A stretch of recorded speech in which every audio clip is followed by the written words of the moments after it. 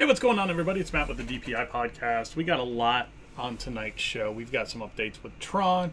I've got an interesting story concerning the cake bake shop that's going to be going into the boardwalk area, and we've got some information on the Roundup Rodeo barbecue that's going into Hollywood Studios. So stick with us. This is Disney Planning Insights.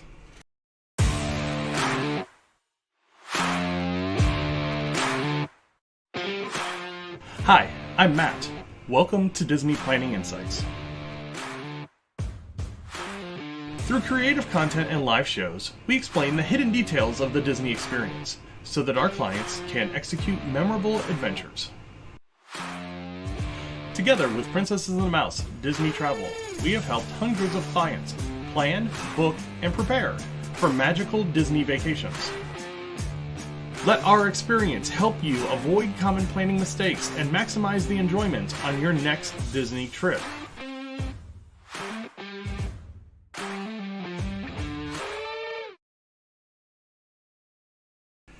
Hey, what's going on? It is January the 31st. Happy birthday, Allison.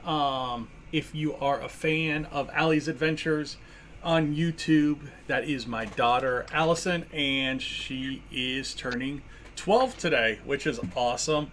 So happy birthday, hon. Hopefully we can get back into the parks and do some more exploring, do some more video, that kind of stuff. We have a lot of fun with it, so hopefully we get a chance to do a little bit more. We got Peter with Princesses and the Mouse Disney Travel. He is scrambling over on the other screen getting his stuff up. There he is.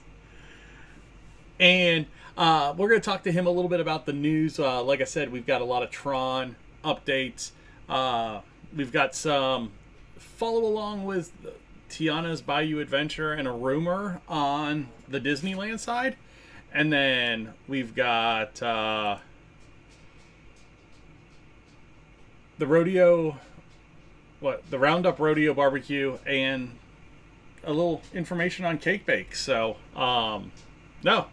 Got a cool show, and without further ado, let's bring on Mr. Salvadori, and let's talk a little bit on the news. Peter, how you doing tonight? Oh, doing well. I was grading some stuff, and all of a sudden looked down and went, "Oh my gosh, it's 7:12." This team takes longer to set up also than Zoom does. I need to start planning for 2 to 3 extra minutes, I've realized.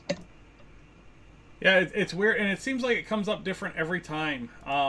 Because like this time I've got a 50. No, I don't like that. I don't know. It's just coming up weird today. I've got like a toolbar and all kinds of crazy stuff. So, let's go ahead and let's get the timer on so we can start the news and get into a little bit about what's going on this week. I don't know why I did it that way. That's going to suck. Is it counting up instead of counting down? No.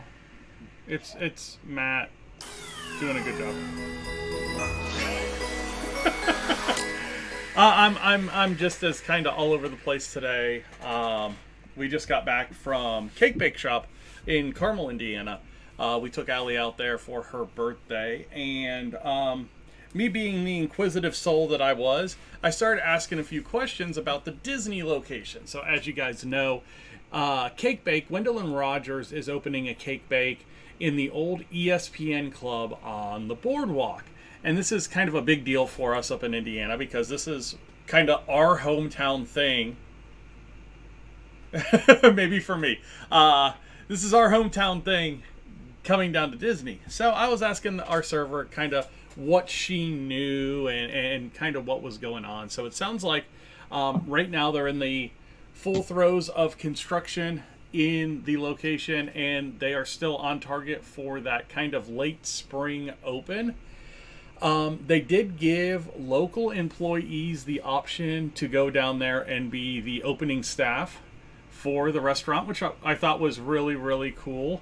And they don't really know kind of how it's going to look. So I'm going to post some stuff over on our Twitter site, at Disney Insights Twitter page, showing some of the interior of the Cake Bake Shop. But it is a very, very unique location, and I think it fits very well into Disney. I don't know how much it fits very well into the boardwalk area, but it fits very well into Disney. I think it'll look really well. I think it'll fit really well into the boardwalk area as well.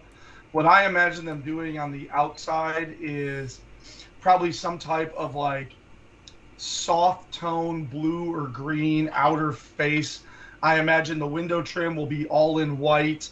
I imagine they'll put some type of like wood bunting underneath the windows to sort of like doll up that elegance, so that as you're walking up to it, you're getting the elegance that Cake Bake Shop tries to exude, and also fitting in, especially if you go for that pastel palette, really, really fitting into the architecture and the design of the boardwalk in immediately to the right of that. It's also sitting in like a pastel blue.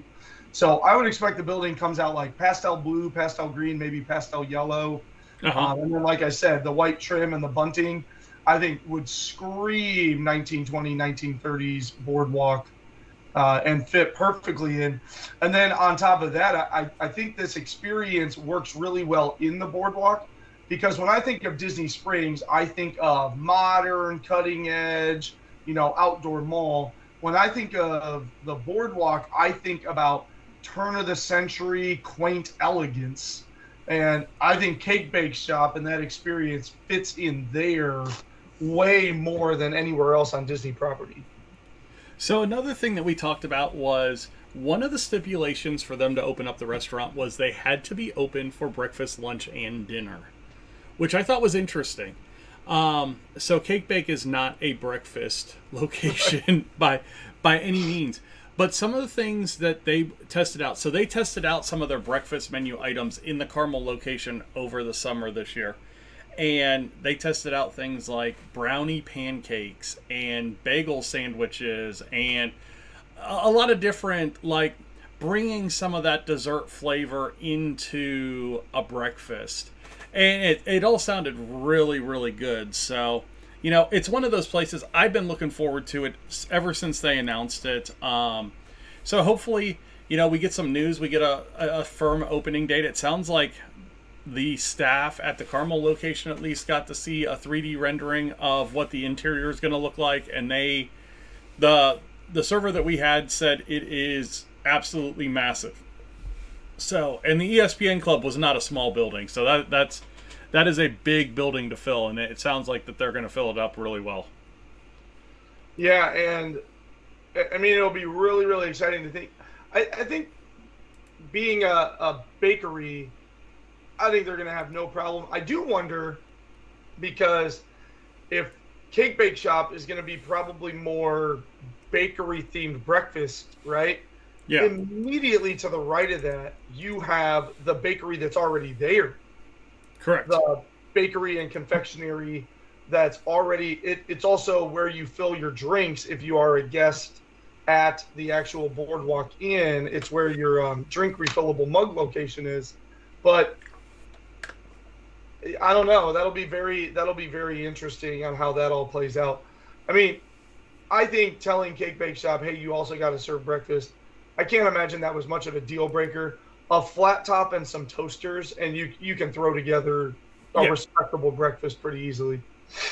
And I guess this is a culmination of an offhand remark that was made years and years and years ago. So Gwendolyn Rogers, who owns Cake Bake Shop, is married to a Hollywood director, and I guess when they were living out in Utah, they lived next to somebody that did marketing or something like that for Disney, and she would take him over baked goods and said, hey, when I make it big, you need to bring me down to Disney. Oh, there you go. and I guess this is actually something that came about kind of offhand of that conversation, because it was that gentleman that kind of opened that door for her.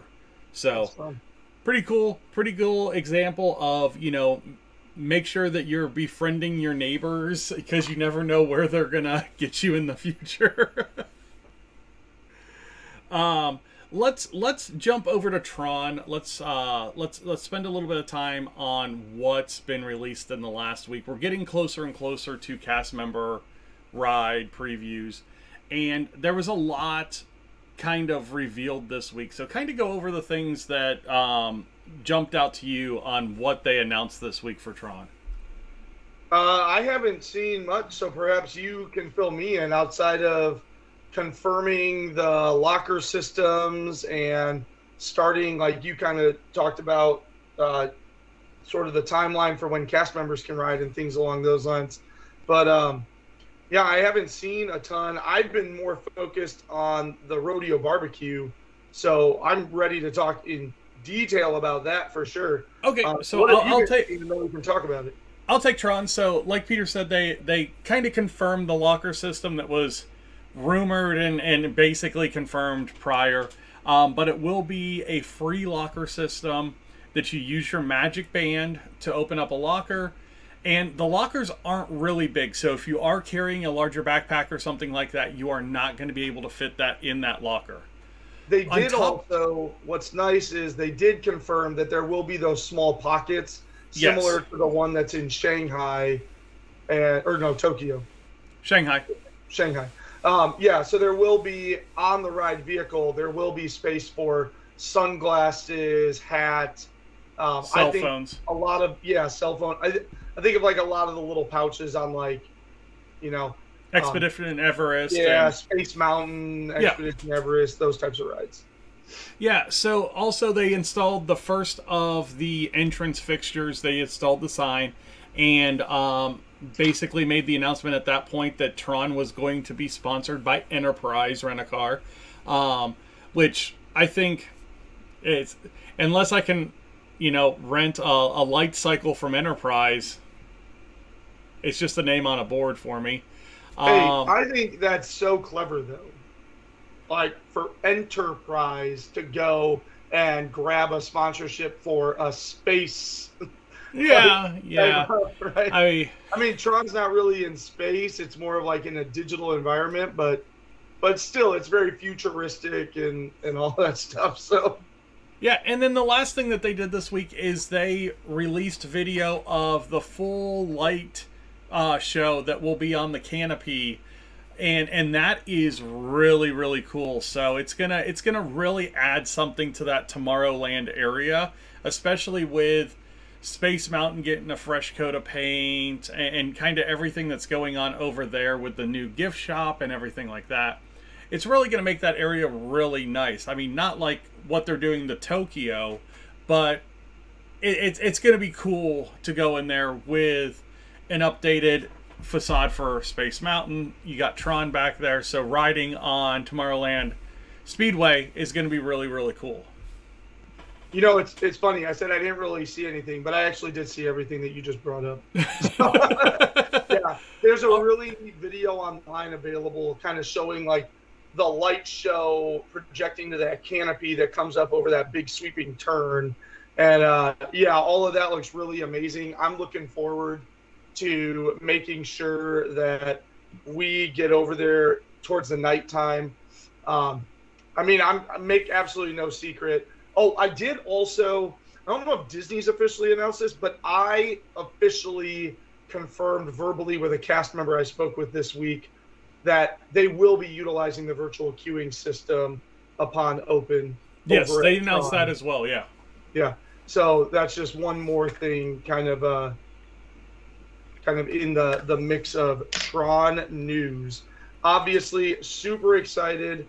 On the Disney Park side, the pass holder, the April 4th day at Magic Kingdom is Shock Surprise. And what should I get? If you are heading there as just a standard guest or somebody staying in the resort hotels, there are still spots available on April 4th at Magic Kingdom. We, of course, as long as I can, will be going live at some point during April 6th as I'm in the queue line or heading my way into the ride. We will definitely be going live and or posting some footage and attempting to get a ride along. But my one joy in this is they could have went all the way to like what Universal does with Hagrid and Velocicoaster and such. And they went for like the light version of that. I do appreciate that they still have the cell phone pockets on the ride, whereas there are several rides at Universal where you have to go through a metal detector and everything, cell phones and everything, need to be off your person. So it is really nice to see instituting the lockers. Great, because you can't put it on the ride vehicles. A lot of the rides, I'm honestly shocked at some of the rides I'm allowed to put a backpack down by my feet at Disney World, to be fair. So it is kind of And what should I get? of your items, but also not in such a restrictive way as somewhere like a Universal employs. Yeah, and for everybody except for Peter, the Unicourse button does work tonight, so Peter, you're just gonna have to go back and watch the show. I was wondering what you were giggling about while I was talking. I was like, what the hell did I say that was funny? So it's a Bluey thing, and it's hysterical. Go watch Bluey season 3. I think it's episode 5. It's called Unicourse. It'll blow your mind. Did you just put a filter on me while I was talking? No. It's just a cut in. It's a cut, but it is a, for the news. It is a very, very fitting cut in. So let's go ahead and talk about Roundup Rodeo Barbecue. So Hollywood Studios is getting a new sit-down restaurant that is going to be opening on March the 23rd. Peter, tell us a little bit about it, where it's going to be located, kind of some of the food items that are going to be part of that. Yeah, and I read the menu the other day, and now I'm trying to pull up the menu, and now it looks like they've pulled the menu down off the website. It was on the website, and now it's down Parks off the blog. Yeah, I remember reading through the menu. I just couldn't remember where I read through the menu. So anyway, Roundup Rodeo Barbecue. Really, really excited about this. And when they released the date, I was crazy excited, because if you look at the date, March 23rd, and we are going to Hollywood Studios on April 3rd. So yes, 140% yes. I will be getting a dining reservation to the Roundup Rodeo Barbecue. And where it's located, when you're going into Toy Story Land, there is a big Woody figurine that lots of people pause and meet and do a photo op. A lot of times there will be actually one of those official PhotoPass photographers there. Just beyond that, when you go around the turn into the actual land, is where they have put in the Roundup Rodeo Barbecue. So really, really exciting. As you can imagine, it is a barbecue-themed menu. I'll go over a couple of things here with you, because I did, while I was talking, manage to pull it up. So there's going to be some barbecue chicken, but the chicken's going to be brined for 48 hours. You want to talk about a juicy, delicious piece of chicken. I am excited about that. And then, of course, the old standards, the rib chops, the briskets, the smoked ribs. There was, I'm going to look for it here real quick, so I apologize. I'm looking off to the side right now while also talking. So two things beyond that stuck out to me. The corn on the cob says it is a chili lime spice blend with cotija cheese and lime juice. So it's like a street corn inspired, so like a Mexican street corn inspired corn on the cob. And then this one cracked me up. The married spuds. So you imagine back to Toy Story 2, and he's sitting there And Mr. Potato is going, I'm a married spud. I'm a married spud. And they put the married spuds on the menu, which is potato. Sounds delicious. Potato barrels. So tater tots. Way to call them potato barrels. Like we know a potato barrel is a tater tot. We know a tater tot when we see a tater tot. Right. I know what a tater tot is. Okay, Disney World. Green goddess dressing, which is like a cream cheese chive dressing for those of you that never had it, cheese sauce, and seasoned barbecue spices. Holy, like my mouth. Don't do that. Don't do that on the. You need to be able to write. Hold on. Splash zone for those of you close to your screens. And so I got obviously I've been monitoring this closely. It had been saying that it was going to be opening spring 2023, just like Tron. We're so handcuffed into when we take our trips down to Disney World that I was booked in regardless.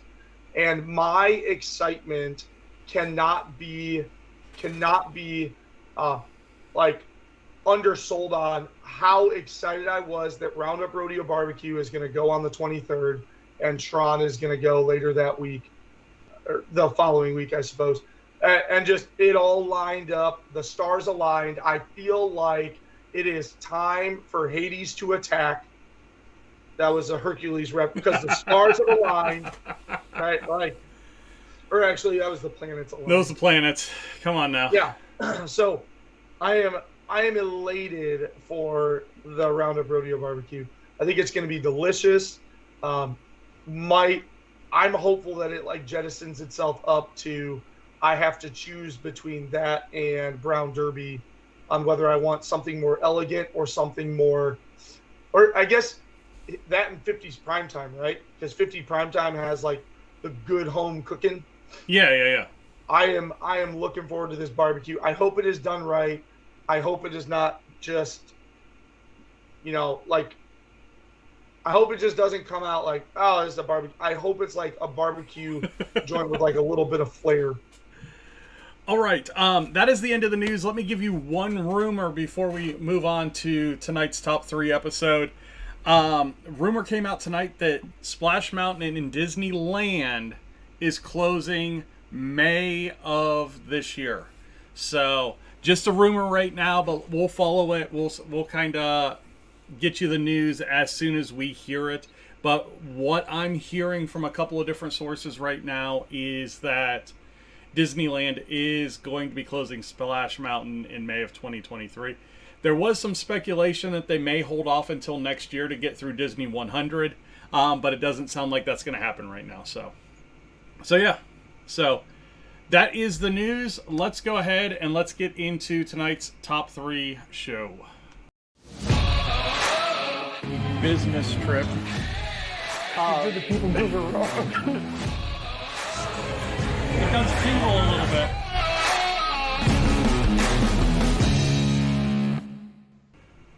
All right, what's going on, everybody? It is the DPI podcast, and it is top 3 time. If you haven't been part of the top 3 episode before, Peter and I are going to randomly draw a top 3 question, and we have 20 seconds to figure out what our favorite 3 or what our least favorite 3. That hat is sharp.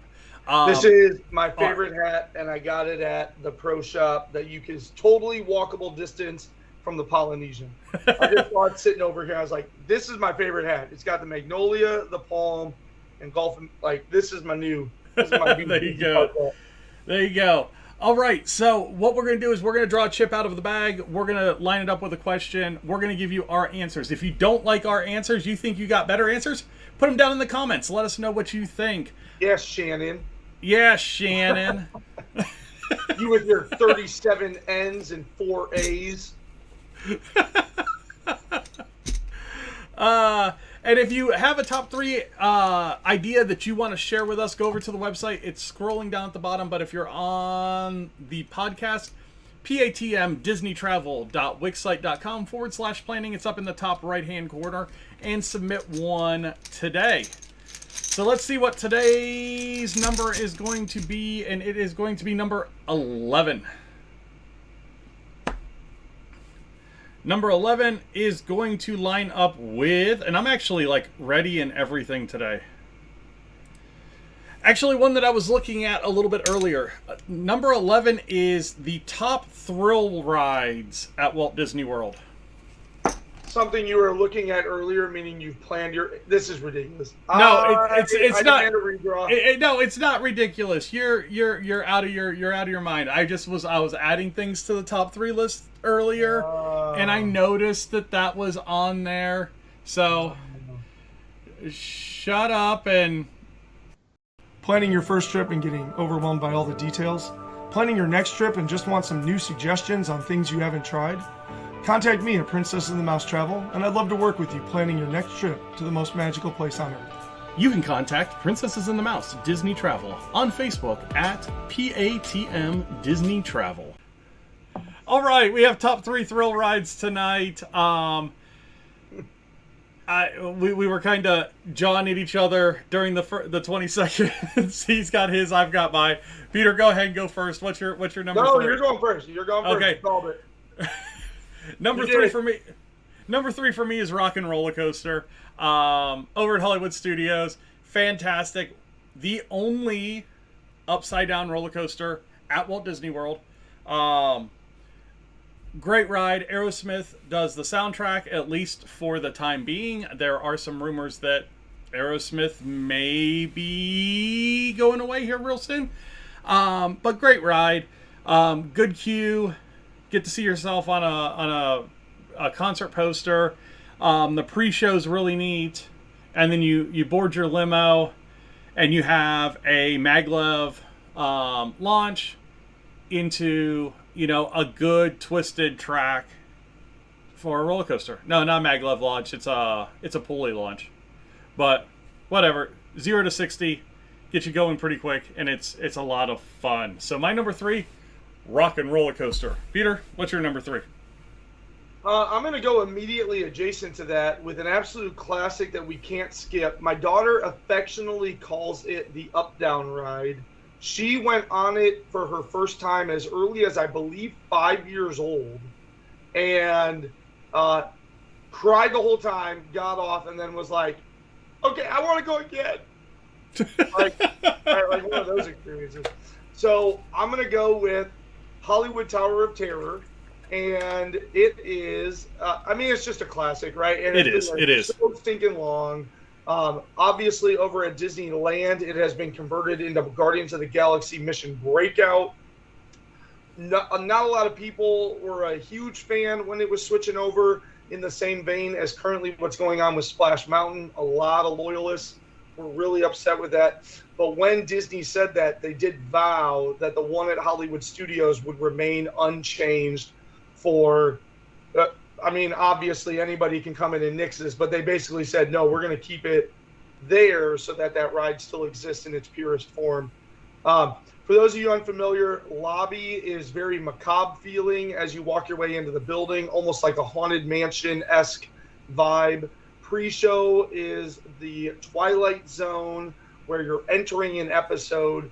You then walk through this dingy, poor-lit service boiler area and climb aboard a rusted-out service elevator before getting your ever-living bejesus.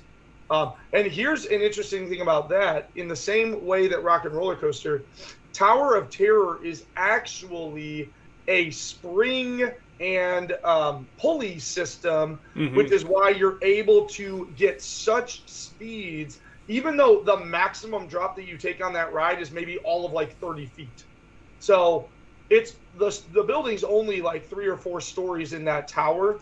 You get the incredible speeds because it's made out of springs, rubber bands, and pulleys to quickly jettison you very quickly up, very quickly. Very, very thrilling ride. And we'll check in at my number 3. There you go. Let me choke myself up here. So my number 2, I went a couple of different places to think about number 2, but my number 2, I'm going to go over to Animal Kingdom and go with Expedition Everest.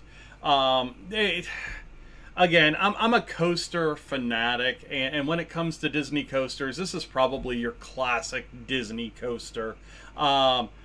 Great queue. You wind through basically a base camp for an expedition up Everest. I mean, basically what it is. And then the train is very well detailed. Great ride. You encounter the Yeti a couple of times.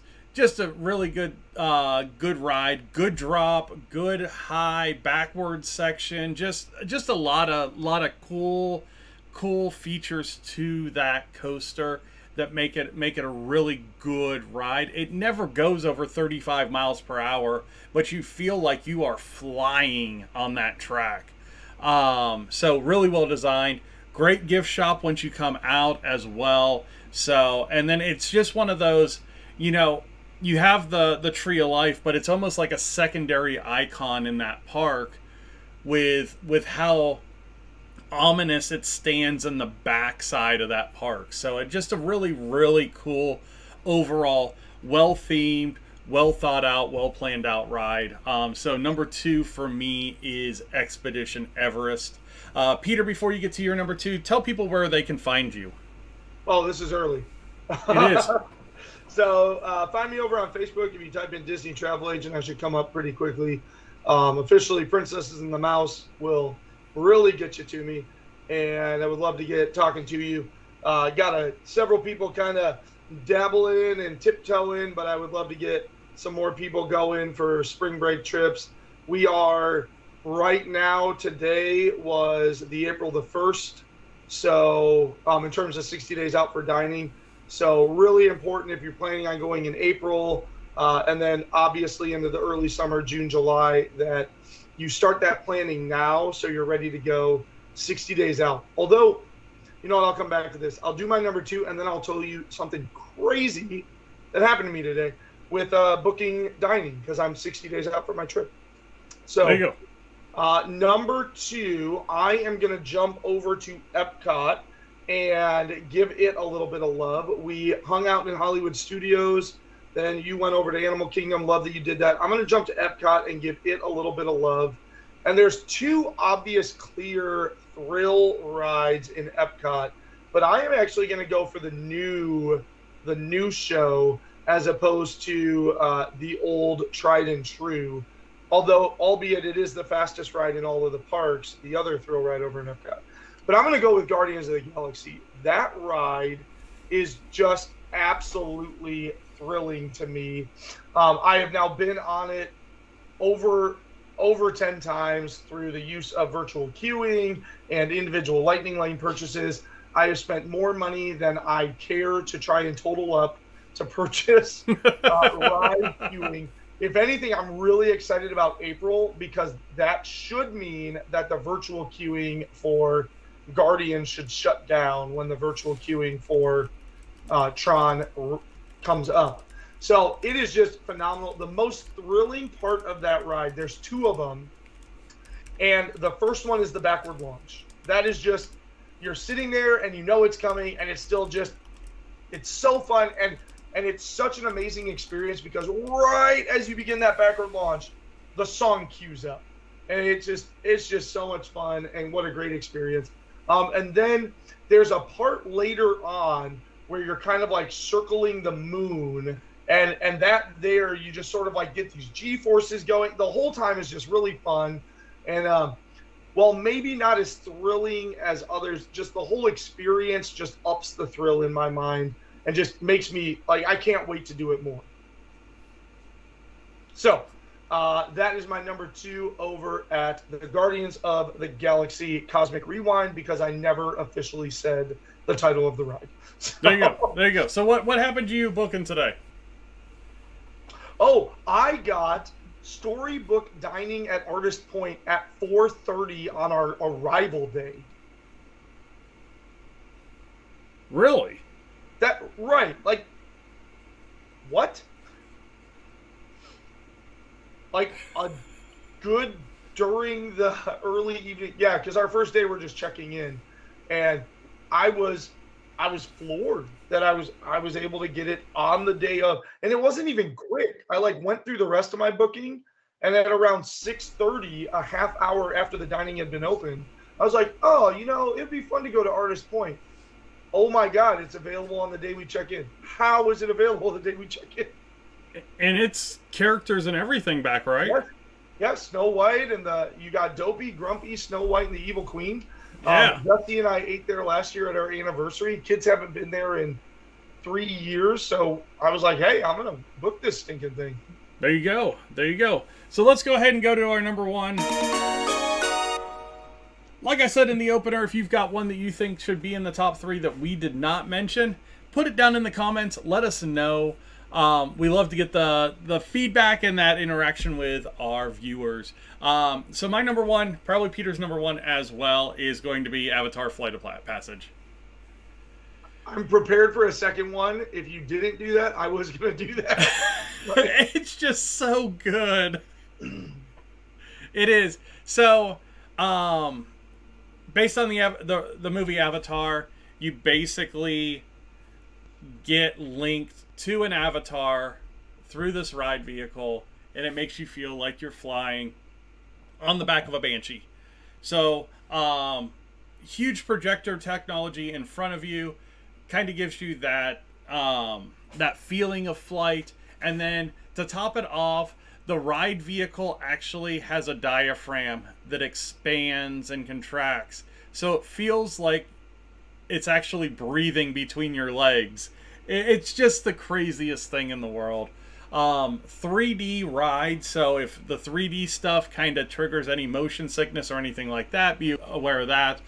But just great. And that whole area is just so fantastically themed. And just, with the floating mountains and then going into the cave system and then everything that they've done with the ruins of the mining industry and then the lab. There's just so much in that ride. That is a ride that if you have the time to spend in the queue, spend the time in the queue, because you do miss quite a bit if you do the lightning lane on it. Mm-hmm. So... yeah, the queue is visually stunning, and like you said, Matt, the lightning lane queue just basically takes you up steel hallways. Yeah. And the actual queue winds through the floating mountains, past waterfalls, over bridges, through caverns, into, like you said, some of the RDM areas. I mean, and then some of the RDM areas are like being slowly taken back over by nature. It is. It is, and you're right. One of my favorite moments on that ride is when you're in the cave and the pink flowers are luminescing. Not even flowers, like pink. I don't know, they're funky, whatever they are. Yeah, they're starting to luminesce, and it's kind of like the pools are bioluminescing, and you can feel the Banshee catching its breath from the very exciting interaction that it just had. Wow. Yeah. Wow. It's an unbelievable ride, and I'm surprised. I'm surprised they haven't used that technology in other places to come up with a different ride. To be fair, I'm glad they haven't, because I personally, this is just me, and this could be a hot take and it could be a controversial topic, but putting Ratatouille in almost immediately after Rise of the Resistance has completely, and then Minnie's Runaway Railway has completely sullied all 3 of those individual experiences, because it's the same ride experience across all 3 of them. And this is in my mind. I understand the track is different and the scenery is different, and I know that Rise of the Resistance does the little drop ship thing and the other ones don't do that, but ultimately I'm boarding a trackless vehicle system and working my way through various scenes. And all 3 of them are great rides. But the fact that they grabbed that technology and they were like, sweet, we got this new technology, blah, blah, blah, blah, blah, and just like chucked it on all these rides. I don't know. It just kind of watered it down for me. Well, and it also, it doesn't help that like Ratatouille is a clone of the ride that's in the Paris park. The 2 Mickey and Minnie Runaway Railways are very close. They're not exactly the same. It's similar. Yeah. There's a 40-second difference in ride time, which doesn't seem like a lot, but it's different in some form. What I've heard, it's very, very subtle differences. Yeah. And then Rise is more, yes, there is that trackless vehicle part of that ride, but there are 4 other pieces of that experience that are absolutely spectacular. For sure. And the fact that Rise starts when you first sort. Yeah. Right? Like, you are in an immersive experience for a solid 25 minutes, and that's if they're going fast. Yeah. All right, so let's go over to your number 1. Okay, so because you took Flight of Passage, I am going to go out on a limb. Are you ready? I am going to tell you preemptively, I will confirm on April 6th, that Tron Light Cycle Coaster is one of the top 3 thrill rides in Walt Disney World. I am ready. I am 100% convinced that ride is going to be an absolute thrill, from the launch to the systems to the dark to the in and out of the tunnels to just the neon everywhere following along with the Tron theme. The fact that you're going to be down riding on the light cycles that are featured in those films. Like, yes, hot take. I understand that we're 2 months premature, literally 2 months. It's 64 days. But I am going out on a limb right now on January 31st telling you that Tron Light Cycle Coaster is going to be 100% in the top 3 list. Honorable mention to Test Track, the one that I was referring to with my number 2. That is currently a top thrill ride, but I think that Light Cycle Coaster is going to supplant other things that are going on there. Now, my true top 3 would definitely include Flight of Passage if I was just making my own list. Yeah. But you've taken that, so let's go somewhere else. I'm going to tell you that starting in April, you are going to make it a point to ride Light Cycle Coaster if you are a thrill seeker at Walt Disney World. And arguably, it will be the only, with maybe, like, you can tell me Big Thunder Mountain is thrilling, and I'll go, okay, sure it is, yeah. 5 Lift Hills, thrilling. Yeah, so, like, I get that, but I think that Tron Light Cycle Coaster will be the only true thrill ride. I know Space Mountain's there, but, man, that thing is just jostling, and I don't know if it's thrilling more than it is terrifying for somebody over 6 feet tall. Yeah. I mean, those beams are close to my head, and I'm not even all that tall. All right, Peter. Another great top 3 episode again. If you want to interact with us, website's down below right now, but patmdisneytravel.wixsite.com/planning. You can check us out there. Thank you for joining us for another great top 3 episode. I actually don't have a client question today, so I'm just going to go ahead and get into the closing, but hang out on the line, and I will talk to you here in a little bit. All right? All right, everybody. Have a great week.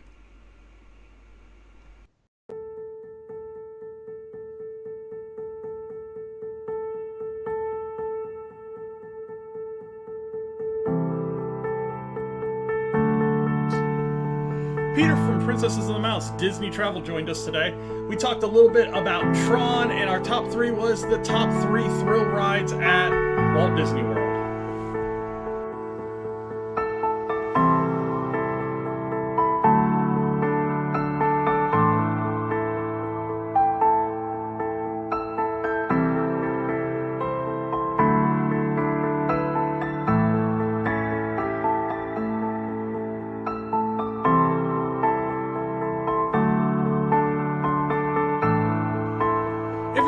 On social media, you can find us all over the place. Over on Facebook at DPI Podcast for the travel side, at PATM Disney Travel.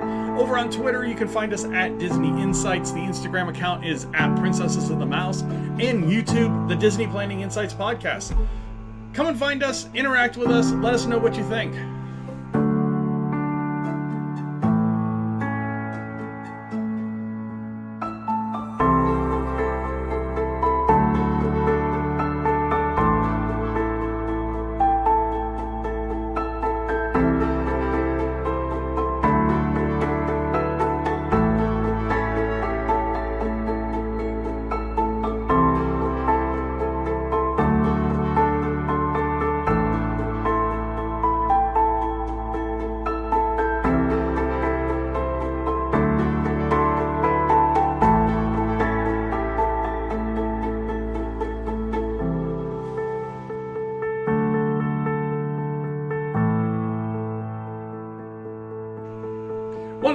everybody for watching, listening, everything that you do for the podcast.